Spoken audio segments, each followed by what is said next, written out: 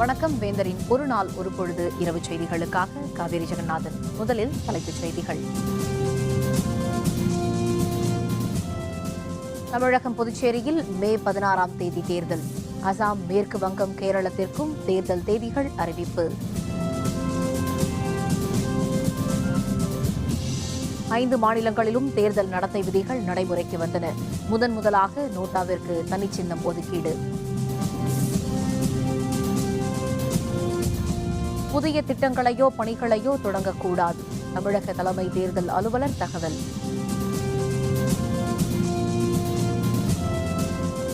ஏழு பேர் விடுதலை பற்றி சாதகமான முடிவெடுக்க வேண்டும். மத்திய அரசுக்கு டாக்டர் பாரிவேந்தர் வலியுறுத்தல்.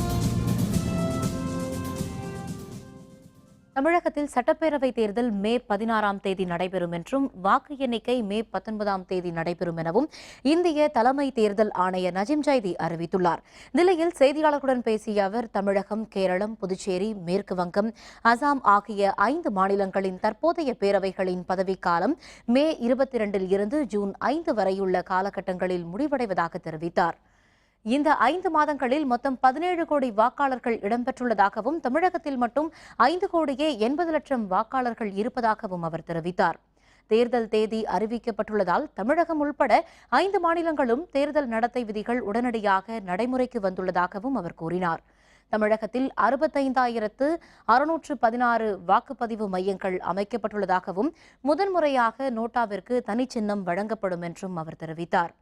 வாக்குப்பதிவு இயந்திரங்களின் வேட்பாளரின் புகைப்படம் இடம்பெற்றிருக்கும் என்றும் அனைத்து வாக்குப்பதிவு மையங்களிலும் மத்திய படை பாதுகாப்பு அளிக்கப்படும் என்றும் நஜீம் ஜைதி கூறினார். தமிழகத்தில் உள்ள 234 தொகுதிகளுக்கும் ஒரே கட்டமாக வாக்குப்பதிவு மே 16ஆம் தேதி நடைபெறும் என நஜீம் ஜைதி அறிவித்தார். வேட்புமனு தாக்கல் ஏப்ரல் 22ஆம் தேதி தொடங்கும் என்றும் ஏப்ரல் 29ஆம் தேதி முடிவடையும் என்றும் வேட்புமனு பரிசீலனை ஏப்ரல் 30ஆம் தேதி நடைபெறும் என்றும் மே 2ஆம் தேதி மனுக்களை திரும்ப பெறலாம் என்றும் அவர் தெரிவித்தார். General elections to the Legislative Assembly of Tamil Nadu covering 234 assembly constituencies will also be held in one phase. And the date of poll will be 16th May along with Kerala. இதேபோல் அசாமில் 2 கட்டங்களாக தேர்தல் நடைபெறும் என தலைமை தேர்தல் ஆணையர் நஜீம் ஜைதி அறிவித்துள்ளார்.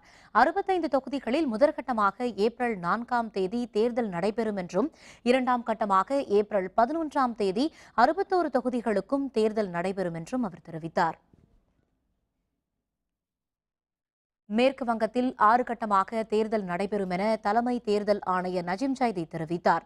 முதல் கட்டமாக 49 தொகுதிகளுக்கு ஏப்ரல் 4ஆம் தேதியும், 2வது கட்டமாக ஏப்ரல் 11ஆம் தேதி 56 தொகுதிகளுக்கும், 3ஆம் கட்டமாக ஏப்ரல் 17ஆம் தேதி 62 தொகுதிகளுக்கும் தேர்தல் நடைபெறும் என்று அறிவித்தார்.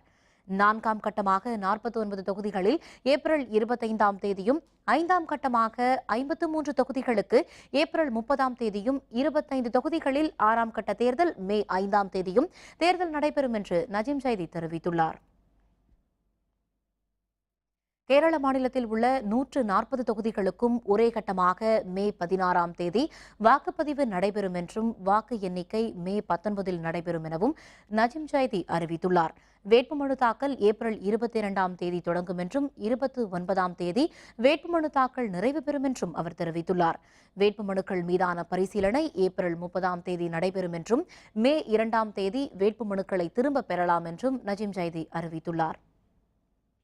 புதுச்சேரி மாநிலத்தில் உள்ள 30 தொகுதிகளுக்கும் ஒரே கட்டமாக மே 16ஆம் தேதி வாக்குப்பதிவு நடைபெறும் என்றும் வாக்கு எண்ணிக்கை மே 19இல் நடைபெறும் என்றும் நஜீம் ஜைதி அறிவித்துள்ளார். வேட்புமனு தாக்கல் ஏப்ரல் 22ஆம் தேதி தொடங்கும் என்றும் வேட்புமனு தாக்கல் 29ஆம் தேதி நிறைவு பெறும் என்றும் அவர் தெரிவித்தார். வேட்புமனுக்கள் மீதான பரிசீலனை ஏப்ரல் 30ஆம் தேதி நடைபெறும் என்றும் மே 2ஆம் தேதி வேட்புமனுக்களை திரும்ப பெறலாம் என்றும் நஜீம் ஜைதி அறிவித்துள்ளார்.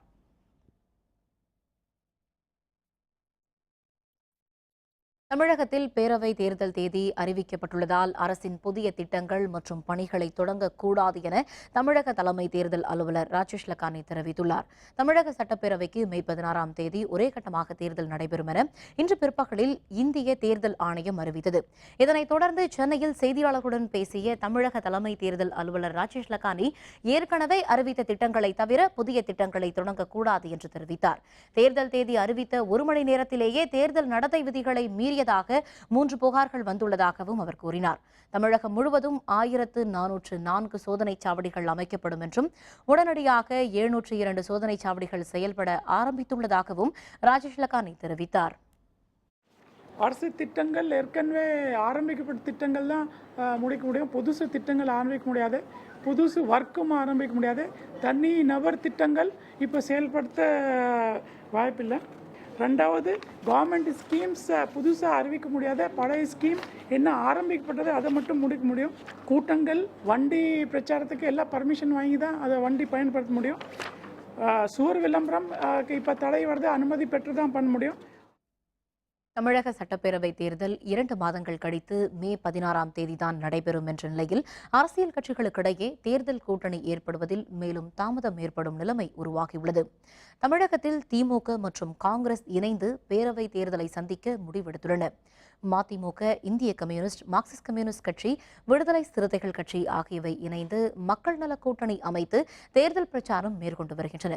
பாரதிய ஜனதா கட்சி சார்பில் வலுவான கட்சிகளை இணைத்து தேசிய ஜனநாயக கூட்டணியை அமைக்க கடந்த வாரம் மத்திய அமைச்சர் பிரகாஷ் ஜவ்டேகர் சென்னை வந்தார். தேமுதிக தலைவர் விஜயகாந்த், இந்திய ஜனநாயக கட்சியின் நிறுவனர் தலைவரான டாக்டர் பாரிவேந்தர், புதிய நீதி கட்சி தலைவர் ஏசி சண்முகம், சமத்துவ மக்கள் கட்சி தலைவர் சரத்குமார் ஆகியோரை சந்தித்து அவர் பேசினார். இதனிடையே தமிழக சட்டப்பேரவை தேர்தலை ஒரே கட்டமாக வரும் மே 16ஆம் தேதி நடைபெறும் என தேர்தல் ஆணையம் இன்று பிற்பகலில் அறிவித்துள்ளது. இதனைத் தொடர்ந்து தேர்தல் நடத்தை விதிகள் அமலுக்கு வந்துள்ளன.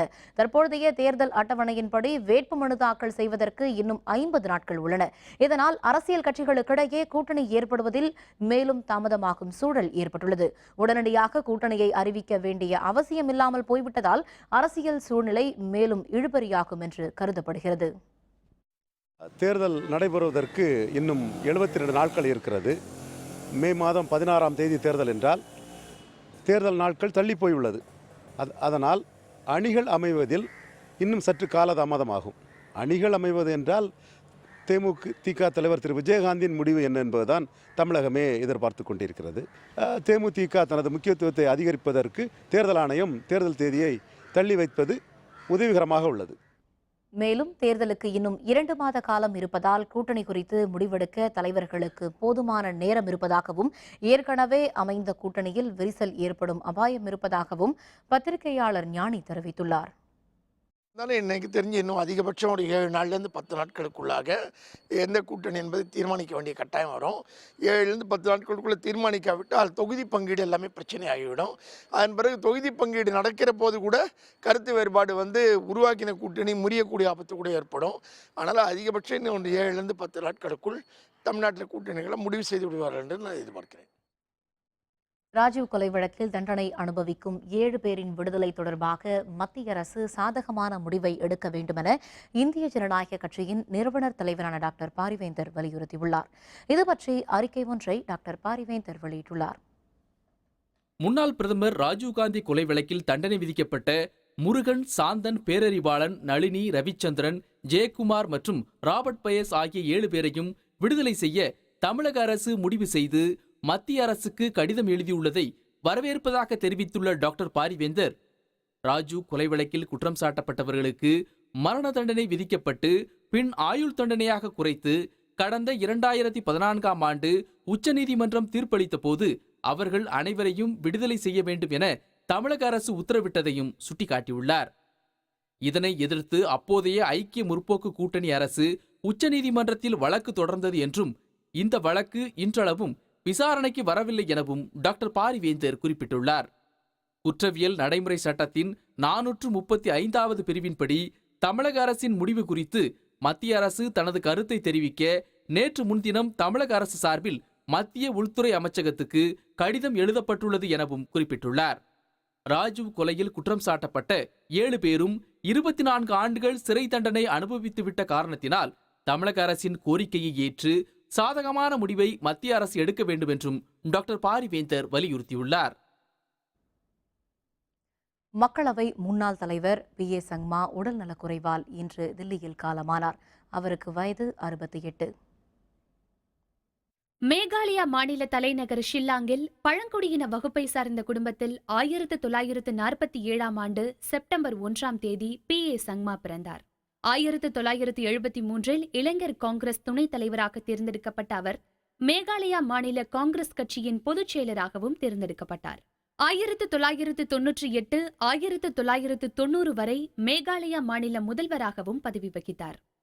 சோனியா காந்தி வெளிநாட்டவர் என்ற கருத்து வேறுபாடு காரணமாக காங்கிரஸில் இருந்து வெளியேறி சரத் பவார், தாரிக் அன்வர் ஆகியோருடன் இணைந்து தேசியவாத காங்கிரஸ் கட்சியை தொடங்கினார். மக்களவை எம்பியாக 8 முறை தேர்ந்தெடுக்கப்பட்ட சங்மா மத்திய அமைச்சரவையிலும் இடம்பெற்றிருந்தார். பின்னர் குடியரசுத் தலைவர் தேர்தலில் போட்டியிட ஆதரவு திரட்டினார். இவருக்கு தமிழக முதல்வர் ஜெயலலிதா, ஒடிசா முதல்வர் நவீன் பட்நாயக் ஆகியோரும் ஆதரவு தெரிவித்தனர். PA சங்மாவின் மறைவு தொடர்பாக மக்களவையில் பேசிய மக்களவைத் தலைவர் சுமித்ரா மகாஜன் அவையை எப்படி நடத்த வேண்டுமென சங்மாவிடம் கற்றுக்கொண்டதாக தெரிவித்தார். பின்னர் 2 நிமிடம் மௌன அஞ்சலி செலுத்தப்பட்டது. இதனையடுத்து ஏப்ரல் 8ஆம் தேதி வரை மக்களவை ஒத்திவைக்கப்பட்டது.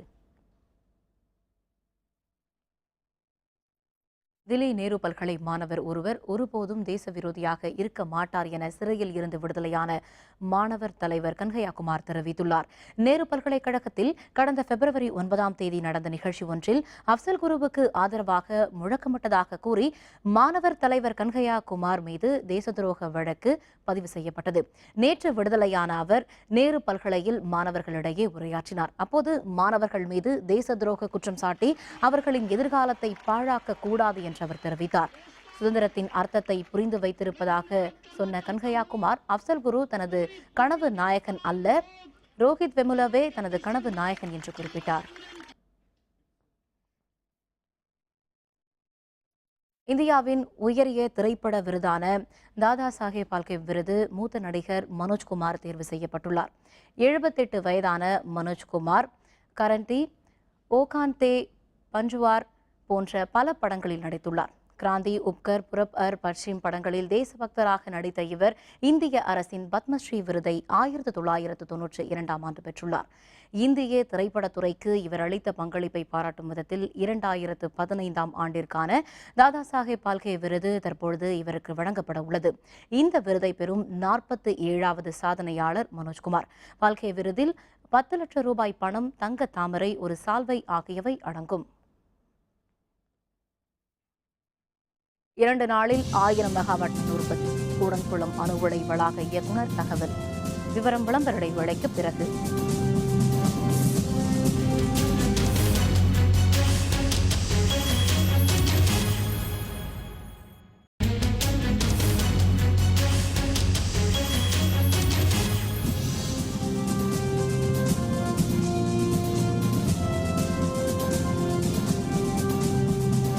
செய்திகள் தொடர்கின்றன.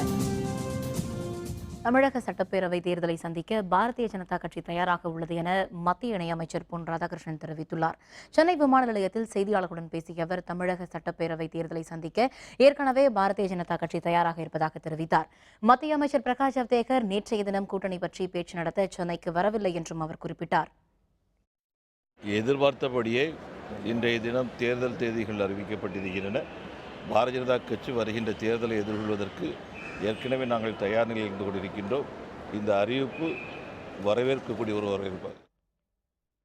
தேர்தல் விதிமுறைகளை அதிமுக சரியாக கடைபிடிக்காவிட்டால் சட்ட ரீதியாக அணுகுவோம் என்று திமுக பொருளாளர் மு க ஸ்டாலின் தெரிவித்துள்ளார். சென்னை அண்ணா அறிவாலயத்தில் செய்தியாளர்களுடன் பேசிய மு க ஸ்டாலின், திமுக ஆட்சியில் இருந்தாலும் இல்லாவிட்டாலும் தேர்தல் விதிமுறைகளை சரியாக கடைபிடிக்கும் என்று தெரிவித்தார். ஆளும் கட்சியான அதிமுக தேர்தல் விதிமுறைகளை கடைபிடிப்பதாக தவறினால் சட்ட ரீதியாக அணுக திமுக முடிவு செய்துள்ளதாகவும் அவர் கூறினார். திராவிட முன்னேற்ற கழகத்தை பொறுத்த வரைக்கும் ஆட்சி பொறுப்பில் இருந்தப்பவும் சரி, ஆட்சி இல்லாத நேரத்திலையும் சரி, சட்ட விதிக்கு உட்பட்டு தான் எப்போதுமே எங்களுடைய கடமையை நாங்கள் ஆற்றிட்டு இருக்கிறோம். இந்த இதை சட்டத்தை முழுங்க காப்பாற்ற வேண்டிய கடமை ஆளுங்கட்சியில் இருக்கக்கூடிய அதிமுகவுக்கு நிரம்ப உண்டு. அதை கடைபிடிப்பாங்கன்னு எதிர்பார்க்குறோம். அதை கடைபிடிக்க விடலைன்னு சொன்னால் நாங்கள் சட்டப்படி உரிய நடவடிக்கை எடுப்போம். கூடன்குளம் முதலாவது அணு உலையில் விரைவில் 1000 மெகாவாட் மின் உற்பத்தி எட்டப்படும் என்று அணுமின் நிலைய வளாக இயக்குநர் சுந்தர் தெரிவித்துள்ளார். கூடன்குளம் அணு உலையை சுற்றியுள்ள கிராமங்களுக்கு தூய்மை இந்தியா திட்டத்தின் கீழ் சுகாதார கருவிகளை வழங்கும் விழா அணு விஜய் நகரியத்தில் நடைபெற்றது. இந்த கருவிகளை வழங்கிய பின் செய்தியாளர்களுடன் பேசிய அணுமின் நிலைய வளாக இயக்குநர் சுந்தர், கூடன்குளம் முதல் அணு உலை 715 மெகாவாட் மின் உற்பத்தியை எட்டியிருப்பதாகவும் விரைவில் அது 1000 மெகாவாட் மின் உற்பத்தியை எட்டும் என்றும் அறிவித்தார். மே மாதத்தில் 2வது அணு உலையில் மின் உற்பத்தி தொடங்கும் என்றும் சுந்தர் தெரிவித்தார். யூனிட் 1 அப்படிங்கிறது கூடங்குளத்தில் 715 மெகாவாட்டில் உற்பத்தி பண்ணிட்டு இருக்கிறோம். கூடிய விரைவில் நாங்கள் 1000 மெகாவாட்டுக்கான முயற்சிகள் எடுத்துட்டு இருக்கிறோம். 2வது யூனிட் மே மாதம் தொடங்குறதுக்கான எல்லா ஏற்பாடும் 3 நாளில் சாயில் எக்ஸ்கவேஷன், அதாவது நில அகழ்வு பாய்வு பணிகள் நடந்துட்டு இருக்குது. அடுத்த வருஷம் தான் அதோட ஃபர்ஸ்ட் போர் ஆஃப் கான்கிரீட்ங்கிற வேலைகள் தொடங்கும். தமிழகம் மற்றும் புதுச்சேரியில் இன்று தொடங்கியுள்ள +2 தேர்வுகள் ஏப்ரல் 1ஆம் தேதி வரை நடைபெறுகின்றன. +2 தேர்வினை 8,40,000 மாணவ மாணவியர்கள் எழுதுகின்றனர். இன்று நடைபெற்ற தமிழ் முதல் தாள் தேர்வு எளிமையாக இருந்ததாக மாணவ மாணவிகள் தெரிவித்தனர். இது பற்றிய விரிவான தகவல்களை தருகிறார் நமது செய்தியாளர் புவனேஸ்வரி. 12ஆம் வகுப்பு பொதுத் தேர்வின் முதல் நாளான இன்று தமிழ் முதல் தாள் தேர்வு நடைபெற்று முடிந்தது. இந்த தேர்வானது மிக சுலபமாக இருந்ததாகவும் தாங்கள் எதிர்பார்த்த வகையில் இருந்ததாகவும் மாணவ மாணவிகள் தெரிவித்துள்ளனர். நாங்கள் எல்லாமே நல்லா ப்ரிப்பேர் பண்ணியிருந்தோம். மாடல் கொஸ்டின் பேப்பரில் இருக்கிறது எல்லாமே வந்தது. நாங்கள் ப்ரிப்பேர் பண்ணது ரொம்ப யூஸ்ஃபுல்லாக இருந்தது. தமிழ் பேப்பர் ஃபர்ஸ்ட் பேப்பர் ரொம்ப ஈஸியாக இருந்தது. இதே மாதிரி எல்லா டெஸ்ட்டும் வரணும்னு ஆசைப்படுறேன். இந்த டெஸ்ட் ஏதோ படிச்சுட்டு வந்தேன், மற்ற டெஸ்ட் இனிமேல் தான் படிக்கணும் கொஞ்சம் இதுவாக. இன்னைக்கு எல்லாம் எக்ஸாம் ரொம்ப ஈஸியாக இருந்தது. இந்தமாரி எக்ஸாம் எப்பவுமே வந்தால் எல்லாருமே ஈஸியாக சென்டம் எடுக்கலாம். இந்த தேர்வானது தமிழகம் மற்றும் புதுச்சேரியில் 2421 மையங்களில் நடைபெற்றது. சென்னை அசோக் நகரில் உள்ள அரசினர் மகளிர் மேல்நிலைப் பள்ளியில் பள்ளிக்கல்வித்துறை அமைச்சர் KC வீரமணி, பள்ளிக்கல்வித்துறை செயலாளர் சபிதா மற்றும் அரசு தேர்வுத்துறை அதிகாரிகள், பள்ளிக்கல்வித்துறை இயக்குனர் ஆகியோர் பார்வையிட்டனர். இந்த தேர்வானது மார்ச் 7ஆம் தேதி தமிழ் 2ஆம் தாள் நடைபெற உள்ளது. இந்த மொத்த தேர்வுகளும் ஏப்ரல் 1ஆம் தேதியுடன் நிறைவடைகிறது. வேந்தர் செய்திகளுக்காக சென்னை அசோக் நகரில் இருந்து ஒளிப்பதிவாளர் கார்த்திகுடன் புவனேஸ்வரி. சேலம் மாவட்டத்தில் +2 தேர்வுகள் நடைபெற்ற தேர்வு மையங்களில் மாவட்ட ஆட்சியர் சம்பத் நேரில் ஆய்வு மேற்கொண்டார். தமிழகம் முழுவதும் இன்று தொடங்கிய +2 பொதுத் தேர்வுகள் ஏப்ரல் 1ஆம் தேதி வரை நடைபெற உள்ளன. சேலம் மாவட்டத்தில் மட்டும் 99 மையங்களில் 39,491 மாணவ மாணவியர்கள் தேர்வுகளை எதிர்கொள்கின்றனர். இன்று தேர்வு நடைபெற்ற மையங்களில் மாணவ மாணவியர்களுக்கு செய்து கொடுக்கப்பட்டுள்ள வசதிகள் பற்றி மாவட்ட ஆட்சியர் சம்பத் நேரில் ஆய்வு மேற்கொண்டார். எக்ஸாம் செம்ம ஈஸியாக இருந்தது. கொஸ்டின் ஒன்றுமே விடுற மாதிரி இல்லை. எல்லா எக்ஸாமும் செம்ம ஈஸியாக இருந்தது. தமிழில் ஃபுல்லாக மேபி எல்லாமே அட்டென்ட் பண்ணியிருக்கேன். எடுக்கலாம் 99. தமிழ் ஃபர்ஸ்ட் பேப்பர் எழுதினோம். நாங்களாம் ரொம்ப டஃப்பாக இருக்குன்னு நினச்சோம். ஆனால் நினச்சதோடய ரொம்ப ஈஸியாக தான் இருக்குது. நாங்கள் தமிழில் கஷ்டமாக வரும், சரி மெயின் சப்ஜெக்ட் தான் கஷ்டமாக கேட்பாங்க, தமிழும் கஷ்டமாக தான் கேட்பேன்னு சொல்லிட்டு இருந்தாங்க. ஆனால் எல்லாமே ஈஸியாக தான் இருக்குது. நினச்சதோடய நிறைய மார்க் கண்டிப்பாக வரும். ஈஸியாக இருந்துச்சு, நிறைய மார்க் வரும்னு எதிர்பார்க்குறேன். இனி வர எக்ஸாமும் ஈஸியாக வரும்னு நினைக்கிறோம். படிச்சிருக்கோம், நாங்கள் படித்ததுக்கு ஈஸியாக கேட்டிருக்காங்க, நல்லா எழுதியிருக்கோம், நிறைய மார்க் வரும்னு நம்புகிறோம். இதேபோல் கோயம்புத்தூர் மாவட்டத்தில் +2 தேர்வு நடைபெற்ற மையங்களை மாவட்ட ஆட்சியர் அர்ச்சனா பட்நாயக் மற்றும் மாவட்ட முதன்மை கல்வி அலுவலர் அருள்முருகன் ஆகியோர் ஆய்வு செய்தனர். மாவட்டத்தில் உள்ள தேர்வு மையங்களை கண்காணிப்பதற்கு 4 பேர் கொண்ட குழு, 220 பறக்கும் படை குழுக்கள் அமைக்கப்பட்டுள்ளதாக பள்ளிக்கல்வித்துறை அலுவலர்கள் தெரிவித்தனர். மேலும் மற்ற பாடங்களுக்கான தேர்வை நம்பிக்கையுடன் எதிர்கொள்ள உள்ளதாகவும் மாணவ மாணவியர்கள் தெரிவித்தனர். இன்றைக்கி ஃபர்ஸ்ட் எக்ஸாம் ஃப்ரெஞ்ச் ஒன் ஈஸியாக இருந்துச்சு, பேப்பர் ஈஸியாக இருந்துச்சு. நெக்ஸ்ட் மண்டே எங்களுக்கு ஃப்ரெஞ்ச் 2 எக்ஸாம் அண்ட் ப்ரிப்ரேஷன்ஸ் போயிட்டுருக்கு. நல்லா பண்ணுவோன்னு நம்பிக்கை இருக்குது. First exam Tamil first paper ஈஸியாக தான் இருந்து பயத்தோடு வந்தேன், எப்படி கஷ்டமாக இருக்குமோன்னு. ஆனால் கொஞ்சம் ஃபியர் இல்லாமல் ஈஸியாக தான். நெக்ஸ்ட் எக்ஸாம்ஸ் நல்லா பண்ணுவேன். தமிழகத்தில் தேர்தல் நடத்தை விதிகள் அமலுக்கு வந்ததையொட்டி அரசின் சாதனை விளம்பர பேனர்களை அகற்றும் பணி தருமபுரியில் மேற்கொள்ளப்பட்டது. தமிழகத்தில் வரும் மே 16ஆம் தேதி சட்டப்பேரவை தேர்தல் நடைபெறும் என அறிவிக்கப்பட்டதை தொடர்ந்து தேர்தல் நடத்தை விதிகள் அமலுக்கு வந்தன. இதையொட்டி தருமபுரி மாவட்ட ஆட்சியர் விவேகானந்தன் உத்தரவின் பேரில் அரசு அலுவலகங்கள் மற்றும் பொது இடங்களில் இருந்த அரசின் சாதனை விளக்க பேனர்கள் மற்றும் சுவரொட்டிகள் அகற்றப்பட்டன. இதேபோல் கரூர் மாவட்ட ஆட்சியர் அலுவலக வளாகம் மற்றும் அலுவலகத்தில் வைக்கப்பட்டிருந்த தமிழக முதல்வரின் படங்கள் மற்றும் அரசின் சாதனை விளக்க பேனர்கள் அகற்றப்பட்டன. மேலும் பல்வேறு பகுதிகளில் இருந்த அரசியல் கட்சிகளின் சுவரொட்டிகளும் அகற்றப்பட்டன.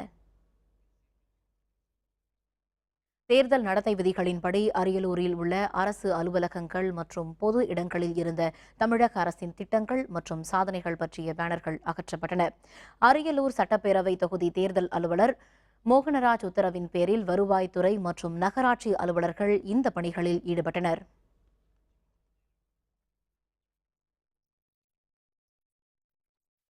தங்க நகைகள் மீது உற்பத்தி வரி விதிப்பிற்கு எதிர்ப்பு தெரிவித்து நகைக்கடை வணிகர்கள் கடந்த 3 நாட்களாக கடையடைப்பு போராட்டத்தில் ஈடுபட்டுள்ளனர். சென்னையில் இன்று நடைபெற்ற ஆலோசனைக் கூட்டத்தில் வரும் 7ஆம் தேதி வரை கடையடைப்பை தொடர்வது என்று முடிவெடுக்கப்பட்டுள்ளது. இது தொடர்பாக சென்னை தங்கம் மற்றும் வைர வணிகர்கள் சங்க தலைவர் ஜெயந்திலாஸ் ஜலானியிடம் நமது செய்தியாளர் விக்னேஷ் நடத்திய நேர்காணலை தற்பொழுது பார்க்கலாம். 2016-2017 ஆண்டு மத்திய பட்ஜெட்டில் உற்பத்தி செய்யப்படும் தங்க ஆபரண நகைகளுக்கு 1% கலால் வரி விதிக்கப்பட்டதற்கு நாடு முழுவதும் உள்ள தங்கம் மற்றும் வைர வியாபாரிகள் முழு கடையடைப்பு போராட்டத்தில் ஈடுபட்டிருக்கின்றனர். தமிழகத்திலும் கடையடைப்பு போராட்டம் இன்று 3வது நாளாக தொடர்ந்து வருகிறது. சென்னை உள்ள தங்கம் மற்றும் வைர வியாபாரி சங்கத்தோட தலைவர் ஜெயந்திலால் நம்மிடையே இருக்கிறார். அவரிடம் பேசலாம். வணக்கம் சார். கடந்த 3 தினங்களாக உங்களுடைய போராட்டம் தொடர்ந்துட்டு இருக்கு. இன்னைக்கு ஒரு அவசர கூட்டம் நடைபெற்றிருக்கு. அந்த அவசர கூட்டத்தில் என்ன மாதிரியான முடிவுகள் எடுக்கப்பட்டது? ஏற்கனவே இன்று 3வது நாள் இந்த இது தொடரணுன்றது பெரும்பாலான வணிகர்களுடைய எண்ணமாக இருந்தது.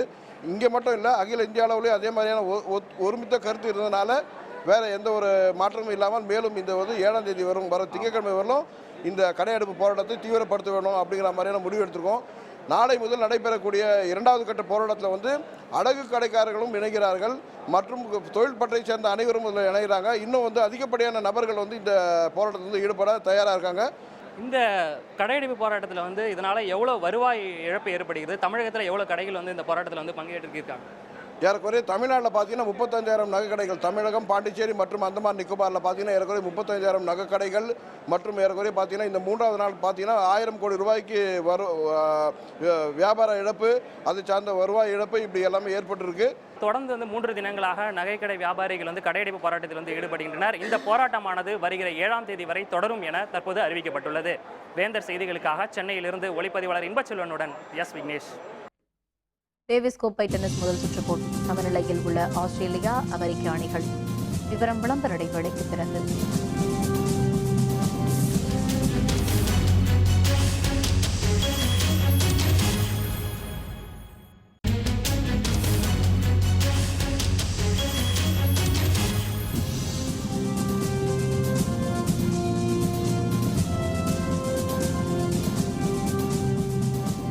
செய்திகள் தொடர்கின்றன. இனி அயலகச் செய்திகள்.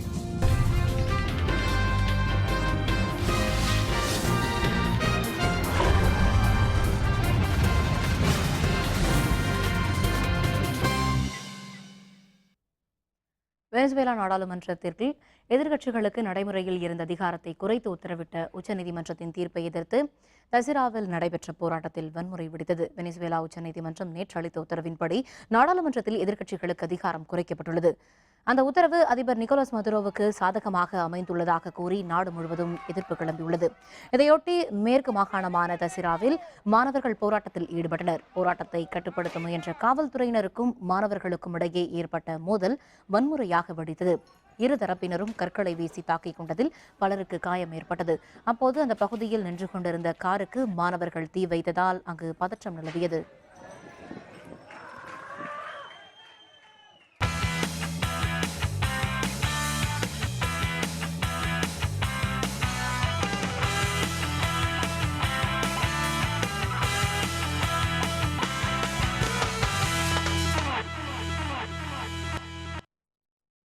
ஆசிய கோப்பை 20 ஓவர் கிரிக்கெட் போட்டியில் 3வது இடத்தை கைப்பற்றுவதற்கான போட்டியில் பாகிஸ்தான் இலங்கை அணிகள் மோதி வருகின்றன. டாஸ் வென்ற பாகிஸ்தான் அணி பந்து வீச்சை தேர்வு செய்தது.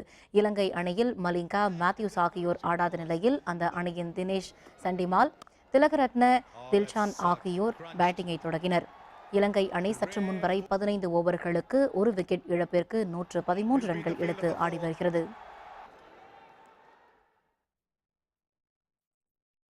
ஆஸ்திரேலியா அமெரிக்க அணிகளுக்கு இடையிலான டேவிஸ் கோப்பை டென்னிஸ் போட்டி முதல் சுற்றில் இரு அணிகளும் தலா ஒரு வெற்றியுடன் சமநிலையில் உள்ளன. இந்த இரு அணிகளுக்கும் இடையிலான போட்டி ஆஸ்திரேலியாவின் மெல்பர்ன் நகரில் நடைபெற்றது. முதல் போட்டியில் அமெரிக்காவின் ஜான் இஸ்னர் ஆஸ்திரேலியாவின் சாமுவேல் குரோத்தை 7-6, 6-2, 6-2 என வீழ்த்தி வெற்றி பெற்றார். ஆனால் அடுத்த போட்டியில் ஆஸ்திரேலியாவின் பெனான் டாமிக் அமெரிக்காவின் ஜாக்சாக்கை 7-6, 6-3, 3-6, 6-4 என வெற்றி பெற்றதால் இரு அணிகளும் 1-1 என சமநிலையை எட்டியுள்ளன. மீண்டும் தலைப்புச் செய்திகள். தமிழகம் புதுச்சேரியில் மே 16ஆம் தேதி தேர்தல். அசாம், மேற்கு வங்கம், கேரளத்திற்கும் தேர்தல் தேதிகள் அறிவிப்பு.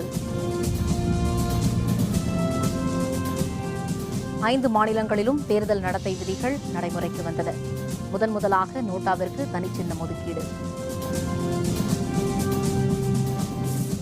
புதிய திட்டங்களையோ பணிகளையோ தொடங்கக்கூடாது. தமிழக தலைமை தேர்தல் அலுவலர் தகவல். 7 பேர் விடுதலை பற்றி சாதகமான முடிவெடுக்க வேண்டும். மத்திய அரசுக்கு டாக்டர் பாரிவேந்தர் வலியுறுத்தல்.